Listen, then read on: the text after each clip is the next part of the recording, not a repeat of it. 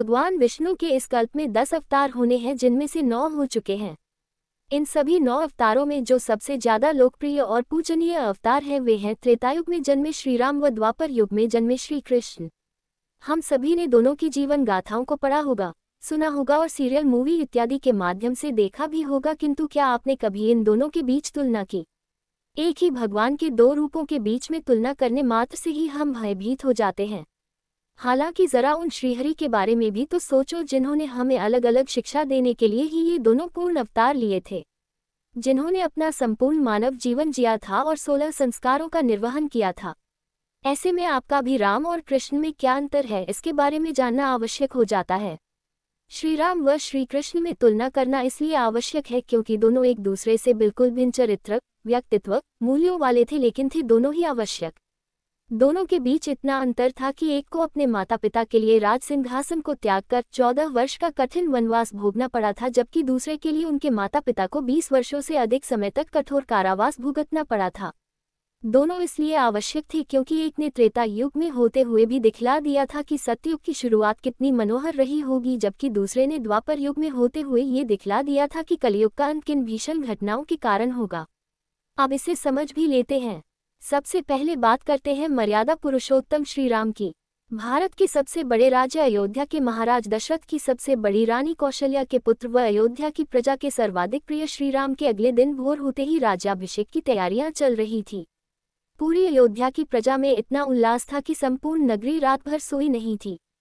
सुबह होते ही श्रीराम को कुछ अनहोनी होने का अंदेशा हुआ तो अपने पिता के कक्ष में गए। दशरथ ने सारी बात बता दी और कहा कि तुम विद्रोह कर दो और राज सिंहासन ले लो। तुम अयोध्या की प्रजा के साथ साथ सैनिकों के भी प्रिय हो, इसलिए संभाल लो अयोध्या का राज सिंहासन। श्रीराम के पास एक और अयोध्या का सुगम राज सिंहासन था और उसका विरोध करने वाला कैकेयी और मंथरा के अलावा कोई नहीं था, कोई भी नहीं, स्वयं उनके पिता भी नहीं जो वचनों से बंधे थे। किंतु श्रीराम ने अपने पिता की आन की खातिर सहजता से 14 वर्षों का कठिन वनवास चुना और सभी सुखों को त्याग कर चल दिए अपने जीवन के 14 वर्ष वन में बिताने को। अकेले नहीं गए, साथ में गई उनकी पत्नी सीता और छोटा भाई लक्ष्मण। वनवास केवल श्रीराम को मिला था, लेकिन अपने पति और भाई की सेवा करने का दायित्व उन पर था। लक्ष्मण तो इतने व्याकुल थे कि अपनी पत्नी उर्मिला तक को साथ लेकर नहीं गए और उनसे कह गए कि तुम साथ में होगी तो मैं भैया भाभी की सही तरह से सेवा नहीं कर पाऊंगा। सतयुग की शुरुआत की इससे मनोहर परिकल्पना क्या ही होगी। दूसरी ओर बात करते हैं द्रौपदी चीरहरण की। यह कोई सामान्य घटना नहीं थी जिसमें सभी के सामने एक स्त्री के वस्त्र उतारे जा रहे थे। द्रौपदी सनातन धर्म की 5 सर्वश्रेष्ठ कन्याओं में से एक थी। पांचाल नरेश की पुत्री थी, हस्तिनापुर राज्य की पुत्रवधू थी और देवपुत्रों पांडवों की पत्नी थी।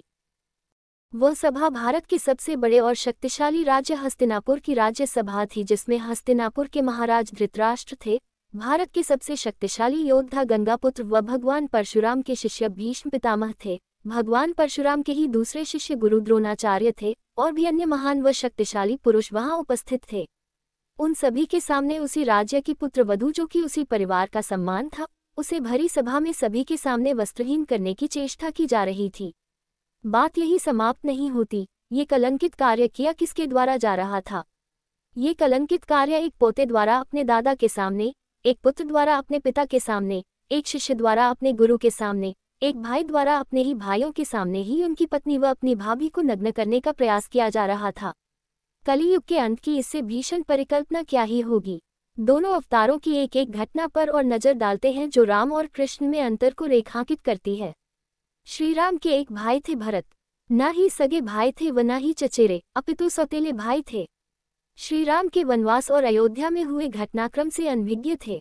जब अयोध्या पहुंचे तो सब घटना का ज्ञान हुआ। उनकी मां कैकेयी ने उनके सामने अयोध्या का विराट राज सिंहासन रख दिया। विरोध करने वाला भी कोई नहीं था, क्योंकि श्रीराम वहां की प्रजा और सैनिकों से वचन लेकर गए थे कि भारत के राज सिंहासन में कोई आड़े नहीं आएगा और न ही कोई इसका विरोध करेगा। भारत के लिए अब मार्ग बहुत आसान था। वे आसानी से अयोध्या के राज सिंहासन पर बैठ सकते थे और सत्ता का सुख भोग सकते थे, लेकिन उन्होंने क्या किया ये हम सभी जानते हैं। उन्होंने उसी समय अपनी मां कैकेयी का हमेशा के लिए त्याग कर दिया, अयोध्या का राज सिंहासन ठुकरा दिया और पैदल ही अपने भाई श्रीराम को वन में लेने दौड़ पड़े। जब वे नहीं लौटे तो उनकी खड़ाऊ लाकर राज सिंहासन पर रख दी और अयोध्या के निकट एक वन में अपनी कुटिया बनाकर रहने लगे। उस कुटिया में भी अपने सोने के स्थान को एक गड्ढा खोदकर नीचे की ओर बनाया ताकि उनका स्थान हमेशा अपने बड़े भाई श्री राम से नीचा रहे। दूसरी ओर श्री कृष्ण की माँ देवकी के सगे भाई कंस थे। आज ही उनकी बहन देवकी का वासुदेव जी के साथ विवाह हुआ था और कंस अपने रथ पर उन्हें ससुराल छोड़ने जा रहा था, लेकिन एक आकाशवाणी ने भाई को ही अपनी बहन का कट्टर शत्रु बना दिया। वह अपनी ही सगी बहन के लिए इतना अत्याचारी बन गया कि उसे उसके पति के साथ कारावास में डलवा दिया। इतना ही नहीं, जब भी देवकी की कोई संतान पैदा होती तो वही कंस उस नवजात के आंखें खोलने से पहले ही उसे एक पत्थर पर पटककर मार देता। इससे ज्यादा अत्याचार की पराकाष्ठा और क्या ही होगी। एक और कर्तव्यों के लिए सब कुछ त्यागने के बाद भी आज हम श्री राम का चित्रण धनुष बाण के साथ करते हैं, क्योंकि उनका संदेश था कि अच्छाई को बनाए रखना है तो तुम्हें लड़ते रहना ही होगा। तो दूसरी ओर महाभारत जैसे भीषण युद्ध के रचयिता श्री कृष्ण का चित्रण हम मुरली मनोहर बांसुरी के साथ करते हैं, क्योंकि उनका संदेश था कि बुराई को पराजित करना है तो प्रेम को अपनाना ही होगा। इसलिए हमने पहले ही कहा कि दोनों हैं एक दूसरे से भिन्न, लेकिन है दोनों ही आवश्यक। यही राम और कृष्ण में अंतर को भी दर्शाता है।